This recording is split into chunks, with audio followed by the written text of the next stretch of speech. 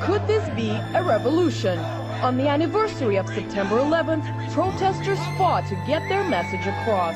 9/11, right there, lost towers. 9/11, the day we lost power.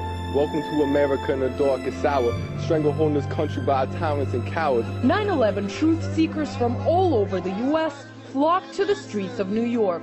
Come rain or shine, they say their struggle will never end, while Americans continue to be fed lies. There's no better blindfold than a flag. They want a new, unbiased investigation into the biggest tragedy in modern American history, but critics call them conspiracy theorists.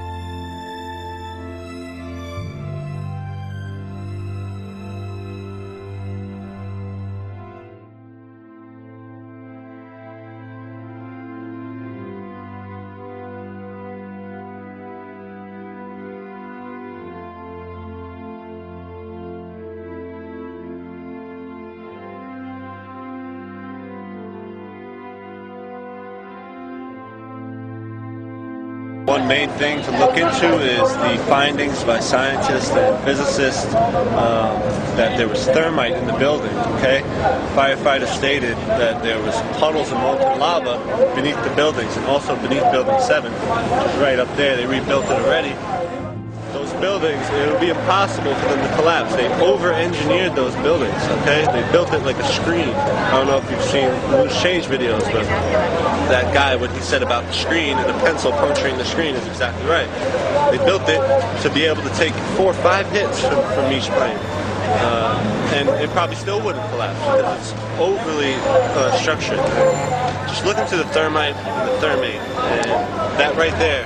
Compare this to the wallops sustained by World Trade Center 3, 4, 5, and 6, positioned right below the towers.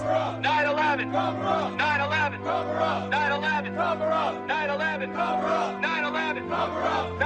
In almost 110 years of steel buildings, only 3 buildings have ever collapsed due to fire, and all 3 of them happened on 9/11, and none have fell from fire since.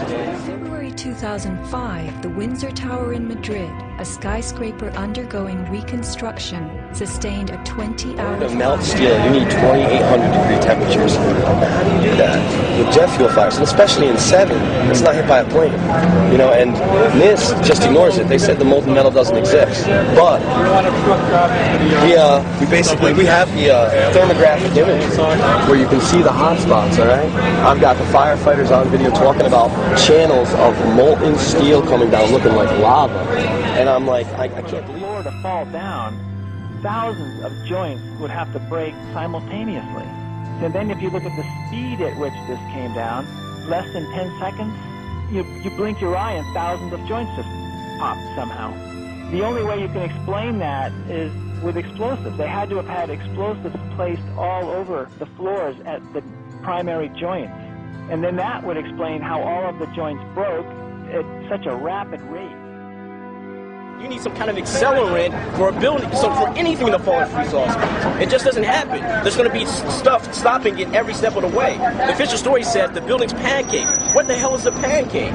Or is it? Yeah, the pancake would have slowed it down. It wouldn't have came at free-fall speeds, and you would have seen a stack of concrete waiting at the bottom. They found bone fragments this small, you know what I mean? And dust. I mean, they found lots of dust and bone fragments from the supposed fire. Yeah. I mean, almost out, but yeah. Molten metal in the basements of all 3 buildings. Right. And yet all scientists now reasonably agree that the fires were not sufficiently hot to melt the steel. So what is this molten metal? It's a direct evidence for the use of high temperature explosives such as thermite. Thermite produces molten iron as an input. This September 11, 3 days from now, you're going to see thousands of people on the streets and you're going to recognize